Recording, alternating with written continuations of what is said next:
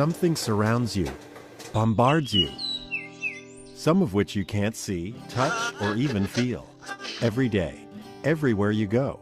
It is odorless and tasteless, yet you use it and depend on it every hour of every day. Without it, the world you know could not exist.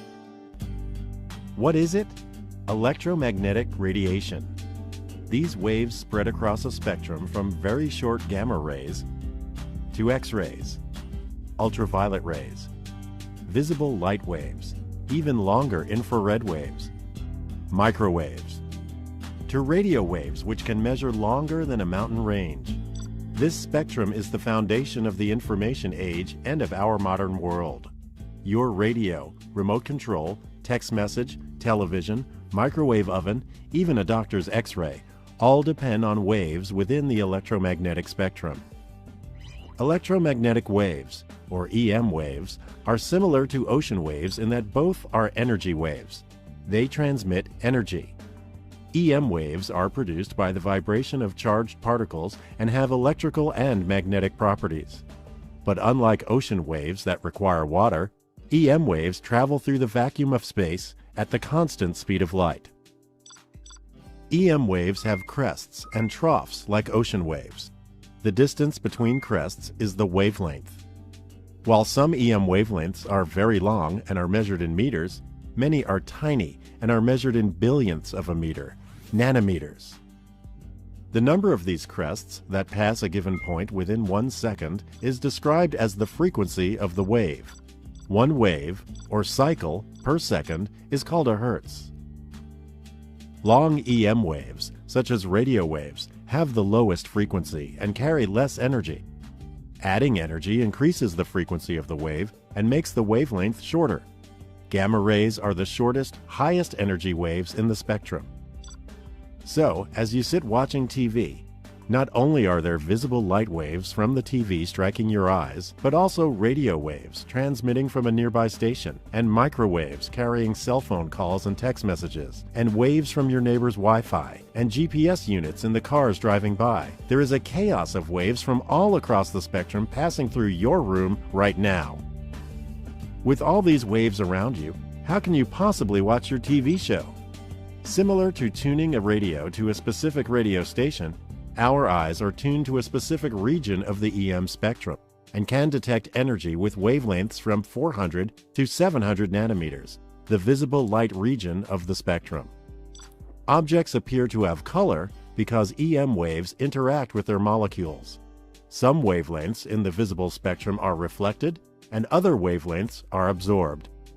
This leaf looks green because EM waves interact with the chlorophyll molecules. Waves between 492 and 577 nanometers in length are reflected, and our eye interprets this as the leaf being green. Our eyes see the leaf as green, but cannot tell us anything about how the leaf reflects ultraviolet, microwave, or infrared waves. To learn more about the world around us, scientists and engineers have devised ways to enable us to see beyond that sliver of the EM spectrum called visible light. Data from multiple wavelengths help scientists study all kinds of amazing phenomena on Earth, from seasonal change to specific habitats. Everything around us emits, reflects, and absorbs EM radiation differently based on its composition. A graph showing these interactions across a region of the EM spectrum is called a spectral signature. Characteristic patterns, like fingerprints within the spectra, allow astronomers to identify an object's chemical composition and to determine such physical properties as temperature and density. NASA's Spitzer Space Telescope observed the presence of water and organic molecules in a galaxy 3.2 billion light-years away. Viewing our Sun in multiple wavelengths with the SOHO satellite allows scientists to study and understand sunspots that are associated with solar flares and eruptions harmful to satellites, astronauts, and communications here on Earth. We are constantly learning more about our world and universe by taking advantage of the unique information contained in the different waves across the EM spectrum.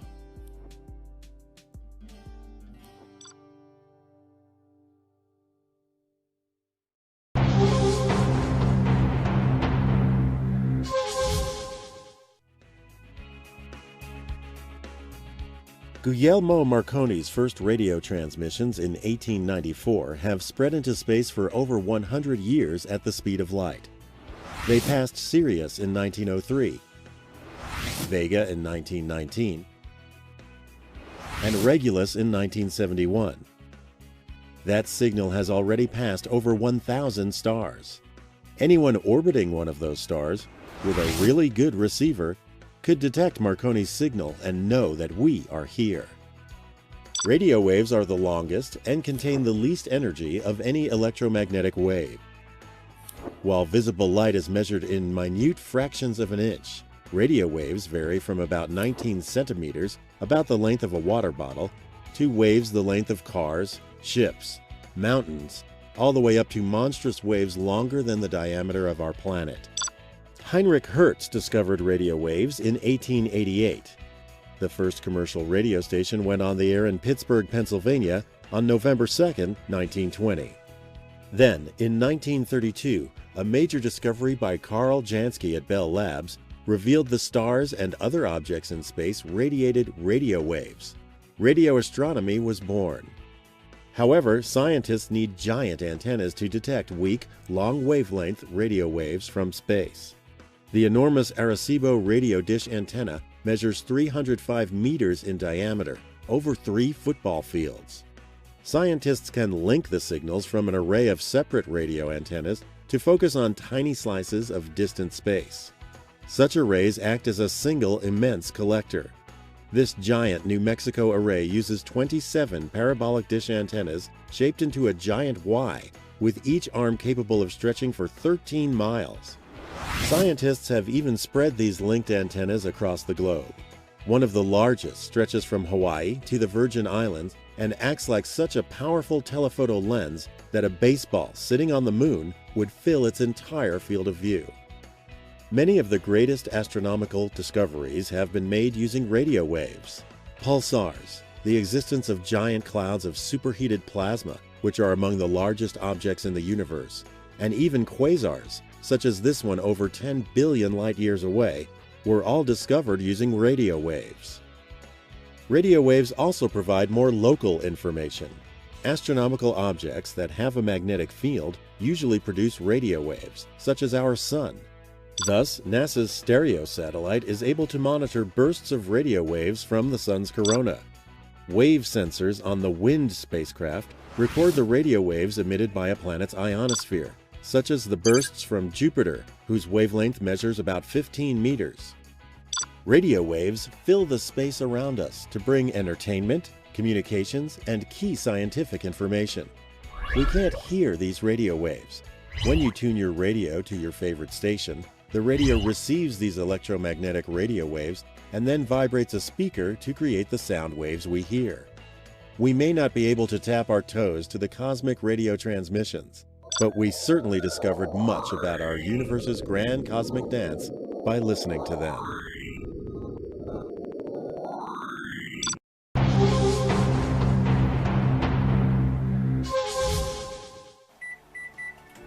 Microwaves can pop your popcorn. They can catch you speeding. They carry thousands of phone channels to speed your calls. But can microwaves help us learn about our world and our universe? Let's find out. With wavelengths ranging from 30 centimeters down to 1 millimeter, microwaves fall between radio waves and infrared. Microwaves are used in Doppler radar, which is widely used for short-term localized weather forecasting and what you see on TV weather news.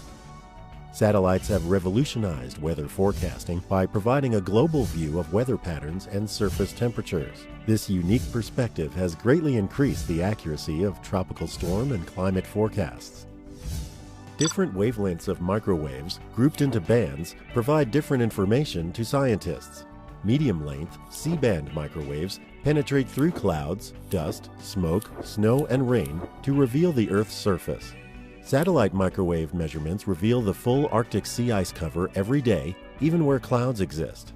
These measurements show great variability from year to year, but also an overall decrease in Arctic sea ice since the late 1970s, illustrated here with maps and a time series of Arctic sea ice in September at the end of the summer melt. The Japanese Earth Resources satellite uses longer wavelength L-band microwaves for forest mapping by measuring surface soil moisture, such as this image of the Amazon basin, to identify areas of recent deforestation. L-band microwaves are also used by global positioning systems, such as the one in your car. Scientists routinely combine microwave information with information from other parts of the EM spectrum to study the composition of cosmic dust or of a supernova, such as this supernova image that combines X-ray, radio, and microwave data. This recently known supernova in the Milky Way exploded just over 140 years ago at the time of the American Civil War. One important phenomenon is unique to microwaves. In 1965, using long L-band microwaves, Arno Penzias and Robert Wilson made an incredible accidental discovery. They detected what they thought was noise from their instrument, but was actually a constant background signal coming from everywhere in space. This radiation is called cosmic microwave background, and if our eyes could see microwaves, the entire sky would glow with a nearly uniform brightness in every direction. The existence of this background radiation has served as important evidence supporting the Big Bang theory for how our universe began. Microwaves have become both staples and wonders of modern life. They are also the backbone of communications and of Earth's sensing systems, and they are an excellent guide to the ancient history and origins of our universe.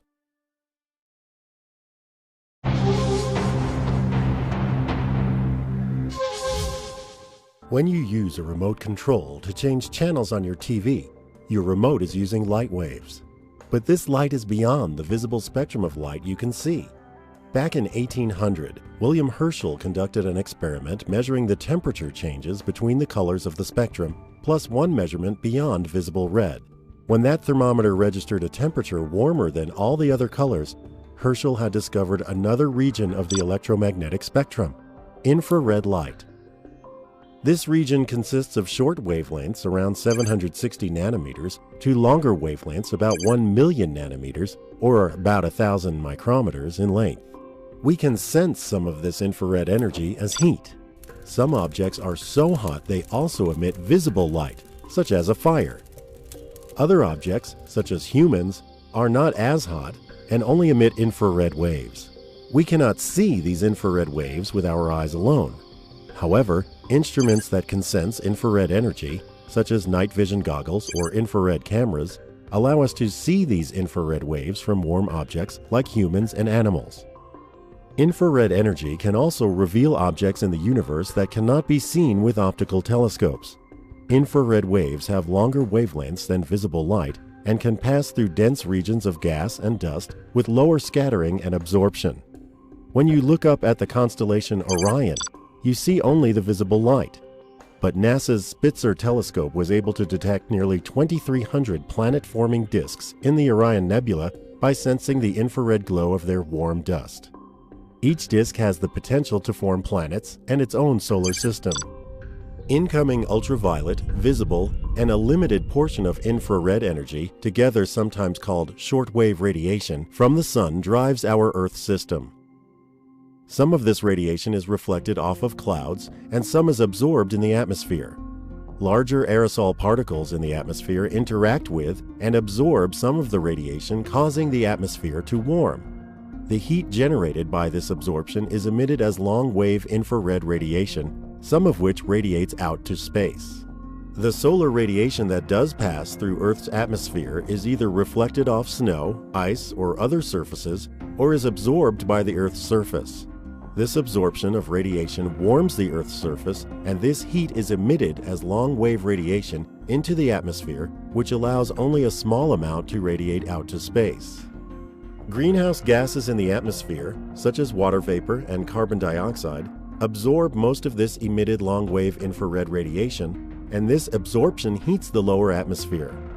In turn, the warmed atmosphere emits long-wave radiation, some of which radiates towards the Earth's surface, keeping our planet warm and generally comfortable.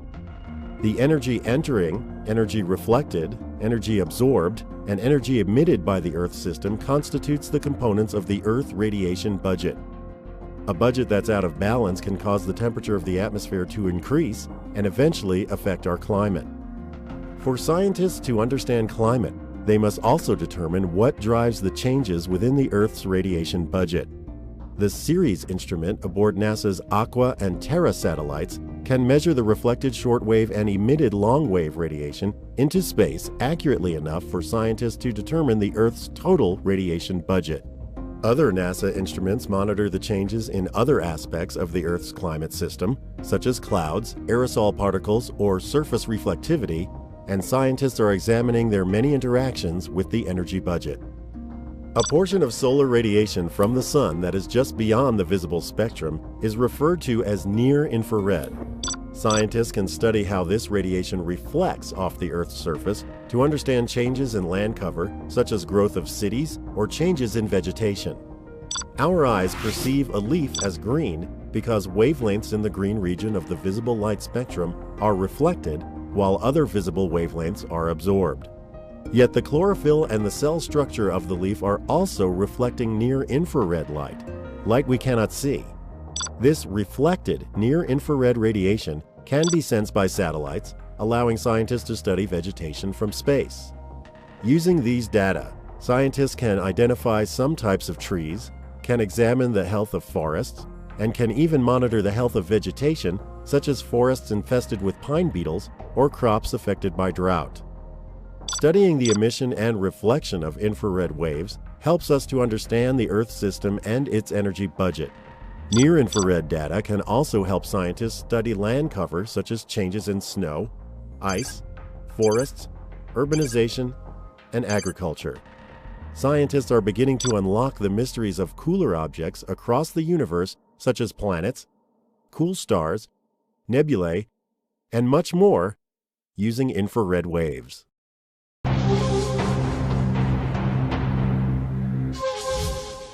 All electromagnetic radiation is light. Visible light is the only part of the spectrum you can see.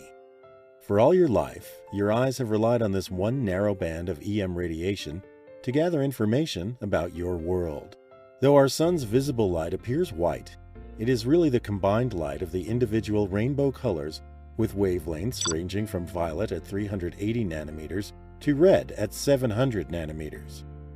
Before Isaac Newton's famed experiment in 1665, people thought that a prism somehow colored the sun's white light as it bent and spread a sunbeam.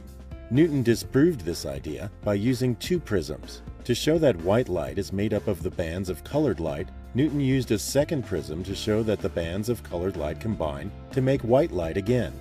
Visible light contains important scientific clues that reveal hidden properties of objects throughout the universe. Minute gaps in energy at specific visible wavelengths can identify the physical condition and composition of stellar and interstellar matter. Human eyes aren't nearly sensitive enough to detect these faint peaks, but scientific instruments can. Scientists can learn the composition of an atmosphere by considering how atmospheric particles scatter visible light.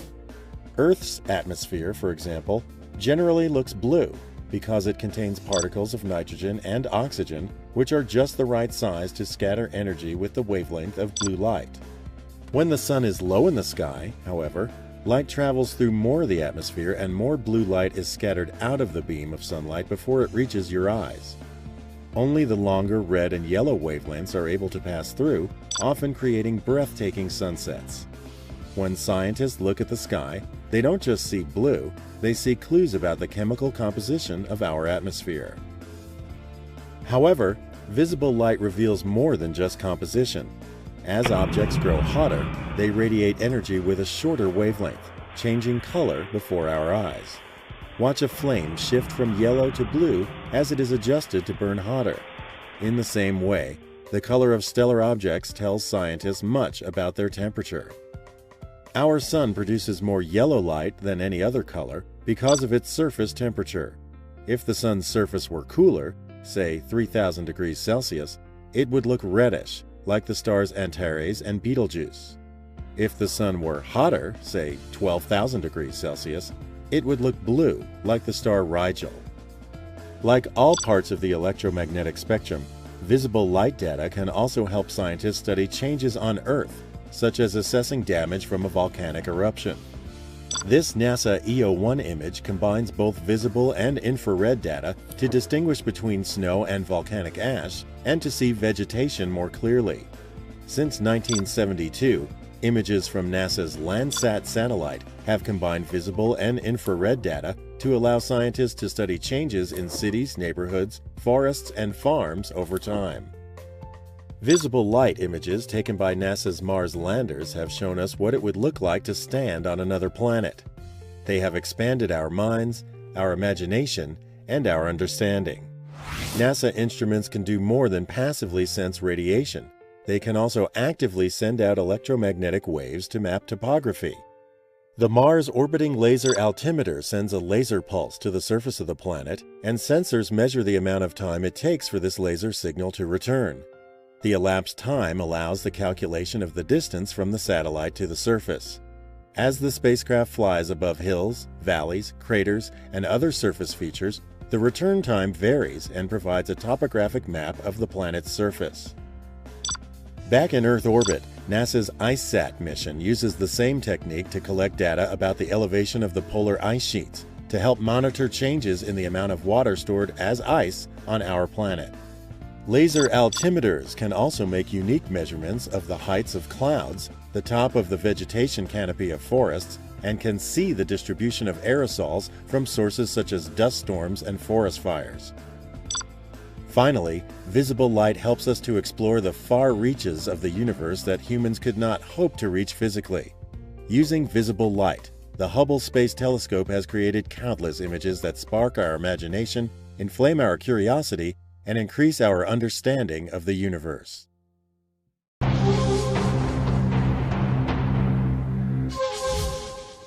Swirling spiral arms of galaxy M33 can be seen in visible light, but the true extent of these spiral arms are revealed in ultraviolet light.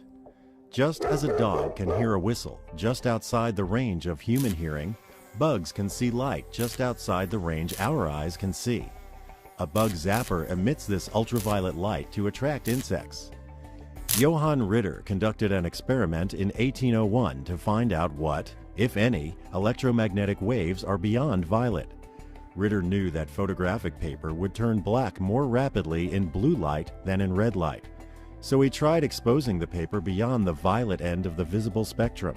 Sure enough, the paper turned black, proving the existence of light beyond violet, ultraviolet rays. These ultraviolet rays, or UV radiation, vary in wavelength from 400 nanometers to 10 nanometers and can be subdivided into three regions: UVA, UVB, and UVC. Visible light from the sun passes through the atmosphere and reaches the Earth's surface. UVA, long-wave ultraviolet, is the closest to visible light. Most UVA also reaches the surface, but shorter wavelengths, called UVB, are the harmful rays that cause sunburn. Fortunately, about 95% of these harmful UVB rays are absorbed by ozone in the Earth's atmosphere. UVC rays are the shortest and most harmful and are almost completely absorbed by our atmosphere. The ozone monitoring instrument aboard NASA's Aura satellite detects ultraviolet radiation to help scientists study and monitor the chemistry of our atmosphere, including UV-absorbing ozone. While atmospheric protection from harmful UV radiation is good for humans, it complicates the study of naturally produced UV rays in the universe by scientists here on the Earth's surface. Young hot stars shine most of their light beyond the visible light spectrum at ultraviolet wavelengths. Scientists need telescopes in orbit above the Earth's UV-absorbing atmosphere to find and study these UV-bright regions of star formations in distant galaxies. New young stars in the spiral arms of galaxy M81 can be seen in this Galaxy Evolution Explorer GALEX image from NASA. Chemical substances, both atoms and molecules, interact with UV light, making this region particularly interesting to scientists. An ultraviolet instrument aboard Cassini has detected hydrogen, oxygen, water ice, and methane in the Saturn system. UV data have also revealed details of Saturn's aurorae. Scientists also use UV waves shining from distant stars to view permanently shadowed regions of lunar craters. The Lyman Alpha Mapping Project, or LAMP, instrument aboard NASA's Lunar Reconnaissance Orbiter can use this faint starshine to look for possible water ice on the Moon. Ultraviolet rays may be harmful to humans, but they are essential to studying the health of our planet's protective atmosphere and give us valuable clues to the formation and composition of distant celestial objects.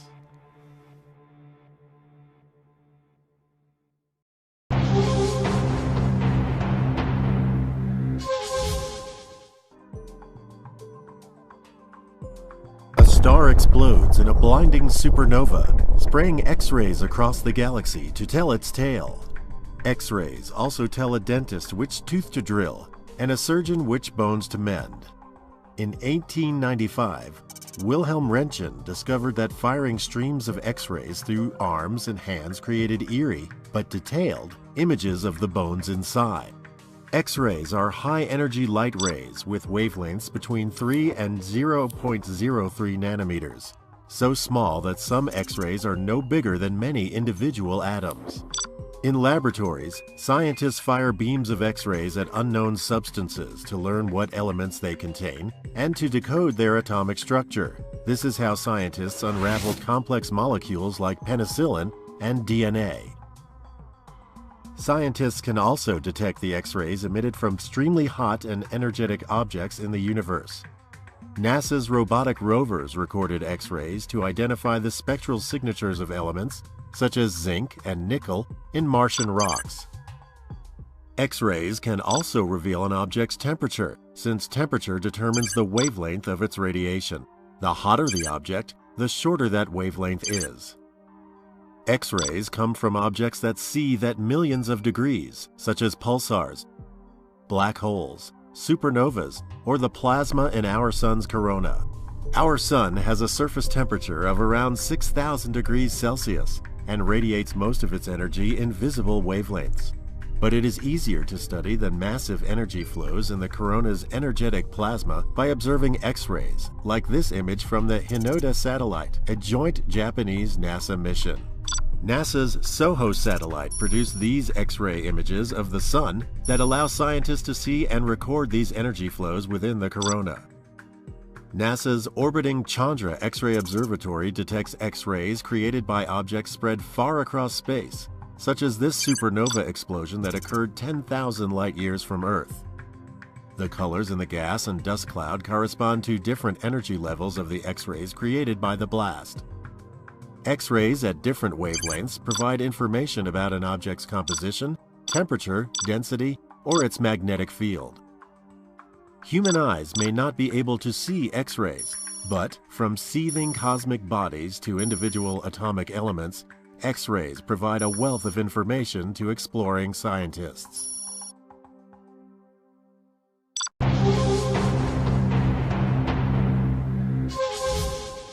Created by the hottest, most violent, and most energetic objects and events in the universe, gamma rays travel across vast stretches of space, only to be absorbed by Earth's atmosphere. Scientists had no way to detect and study gamma rays from the cosmos until high-altitude balloons and rockets carried gamma ray sensors above the atmosphere. Deadly to humans, gamma rays are created on Earth by natural radioactive decay, by nuclear explosions, and even by the lightning in thunderstorms. Coronal mass ejections from our sun emit gamma rays, followed by masses of charged particles. Monitoring these gamma rays provides scientists with an early warning of incoming charged particles that may cause disruptions in power and communication networks. The most energetic of all EM waves, gamma rays carry enough energy to kill living cells. Doctors are able to selectively use gamma radiation to destroy cancer growths. Gamma ray wavelengths are the shortest of all electromagnetic waves, about the size of an atom's nucleus. In fact, it is so short that the rays sail through atoms as easily as comets sail through our solar system. This makes detecting gamma rays difficult for scientists. Gamma ray detectors typically contain densely packed crystal blocks. As gamma rays pass through, they collide with electrons in the crystal. The sensor doesn't directly detect gamma rays, Rather, it detects the charged particles created by those collisions. Scientists have used gamma rays to determine the elements that make up Martian surface soils. When struck by cosmic rays, chemical elements in soils and rocks emit uniquely identifiable signatures of energy in the form of gamma rays. The gamma ray spectrometer on NASA's Mars Odyssey orbiter detects and maps these signatures, such as this map of hydrogen concentrations. Gamma rays stream from stars, supernovas, black holes, and pulsars to wash our sky with gamma ray light. NASA's Fermi Gamma Ray Space Telescope imaged the location of these sources, mapping out the Milky Way galaxy by creating a full 360-degree view of the galaxy from our perspective here on Earth. While the visible light sky is predictable and follows regular patterns, the gamma ray sky does not. Bursts of high-energy gamma radiation arrive from deep space every day.